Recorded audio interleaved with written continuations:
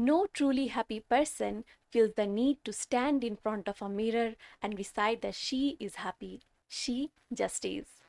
Any guesses on what we will be discussing today? Assalamu Alaikum. I hope you're doing well. Today's video is going to be really interesting because we will be talking about an amazing book. But before that, if you're new to this channel, don't forget to subscribe and press the bell icon to be updated. The book we will discuss today is 2017's New York Times bestseller, The Subtle Art of Not Giving a S*CK by Mark Manson. It has spent 179 weeks in the NYT bestseller list. I love this book. When I was reading it, not even for a moment did I feel like I was reading a book. It felt as if my bestie was giving me life advice at 3 a.m. in the morning. This book was candid, it was honest, it was straightforward, and it felt like some advice I would actually want to apply in my life. This book has 9 chapters. Chapter 1, Don't Try. Chapter 2, Happiness is a Problem. Chapter 3, You are Not Special. Chapter 4, The Value of Suffering. Chapter 5, You are Always Choosing. Chapter 6, You're Wrong About Everything. Chapter 7, Failure is the Way Forward. Chapter 8, The Importance of Saying No. Chapter 9, ... and then you die. You can probably say by the name of this book that it is savage. There will be many times when while reading it will feel like a tight slap on your face. But it doesn't mean that you are going wrong. It only means that you are finally facing the truth. One of my favorite part of this book was from chapter 8, The Importance of Saying No. In this chapter, Mark Manson talked about his Russia tour. He said pretty bluntly how Russians were rude, blunt, and nobody smiled. They would not say the fake niceties and verbal whips of politeness, which was hard for him to digest because he was from the West, where people would smile fake and tell white lies to be liked by other people. Yet, he loved it. Mark Manson described Russians' communication skill like this: communication with no conditions, no string attached, no ulterior motive, no sales job, no desperate attempt to be liked. How pretty is that? There was a discussion with his Russian teacher in this chapter on this topic that I simply loved. The summarized version of the discussion is something like this. Because of living under communism for so many generations, Russians had no economic opportunity, and this situation gave them a valuable currency: trust. To build trust, one has to be honest. When things suck, you say it openly and without apology. This honesty was important for their survival because they needed to know quickly whom they could rely on. You should definitely at least read this chapter. There is a mention of 4 shitty values in the chapter 4, The Value of Suffering.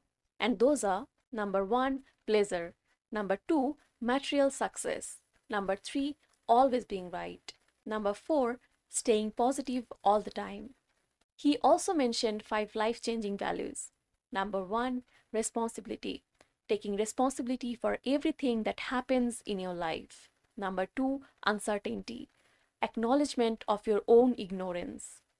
Number 3, failure. Discover your flaws and mistakes to improve them. Number 4, the ability to say and hear no. Number 5, contemplation of one's own mortality. It is the most important value because being thoughtful about our death will keep all the values in proper perspective.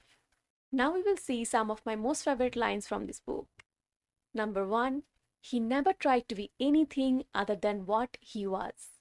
Number 2, life itself is a form of suffering. The rich suffer because of their riches. The poor suffer because of their poverty. Number 3, don't hope for a life without problems. There is no such thing. Instead, hope for a life full of good problems. Number 4, all the positive and happy self-talk stuff we hear all the time is actually fixating on what we lack. Number 5, our crisis is no longer material, it's existential, it's spiritual. We have so much F stuff going and so many opportunities that we don't even know what to give a F about anymore. Number 6, you know who bases their entire life on emotions? 3-year-old kids and dogs. You know what else 3-year-olds and dogs do? Shit on carpet. Number 7, the desire for more positive experiences is itself a negative experience. Number 8, constant positivity is a form of avoidance, not a valid solution to life problems. Number 9, the rare people who do become truly exceptional at something do so not because they believe they are exceptional. On the contrary, they become amazing because they are obsessed with improvement. And that obsession with improvement stems from an unrearing belief that they are, in fact, not that great at all. It's anti entitlement. Number 10, hiding what is shameful is itself a form of shame. Number 11, when you give too many F, you will see every adversity as an injustice, every inconvenience as a personal slight, every disagreement as a betrayal. Number 12, the only way to overcome pain is to first learn how to bear it. Number 13, happiness is not a solvable equation. Number 14, if you're not happy with yourself at this moment, you will never be. Because happiness is not achieved, it is earned, it's deserved. Number 15, we don't always control what happens to us, but we always control how we interpret what happens to us and how we respond. Number 16, the key to a good life is not giving a F about more, it's giving a F about less, giving a F about only what is true and immediate and important. Number 17, you and everyone you know is going to be dead soon. And in that short amount of time between here and there, you have a limited amount of F's to give. Very few, in fact. And if you go around giving a F about everything and everyone without conscious thought or choice, well, then you're going to get pipped. This will be all for now about the subtle art of not giving a F star CK. I would love to have a chapter-wise discussion on this book. There is so much to reflect and learn from it. Do tell me in the comments if you will be interested in such videos. And do like, comment and share this video with people you think will enjoy this book. And again, if you're new to this channel, do subscribe and press the bell icon to be updated.